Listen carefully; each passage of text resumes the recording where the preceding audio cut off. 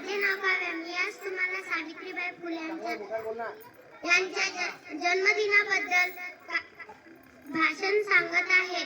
सावित्रीबाई फुले यांचा जन्म 3 जानेवारी 1831 रोजी सातारा जिल्ह्यातील नायगाव येथे झाला. त्यांच्या आईचे नाव लक्ष्मीबाई, त्यांच्या वडिलांचे नाव खंडोजी नेवसे पाटील असे होते. एके दिवस सावित्रीबाई अशीच घरी काम करत असताना त्यांना ज्योतिबांची एक डायरी मिळाली आणि ते म्हणाले की ज्योतिराव रोज रोज या डायरीमध्ये काय वाचते, आपणही वाचून पाहिजे का? पण आपल्याला कुठे वाचता येते? म्हणून ते ठेवतच होते. तेवढ्यात ज्योतिराव आले आणि म्हणाले की सावित्री, तुला पण शिकायचं आहे का? मला सांग, मी तुला शिकवणार. पण सावित्रीने नकार दिला आणि म्हणाली की नाही हो, आमच्या आई वडिलांनी आम्हाला कुठे शिकवलं.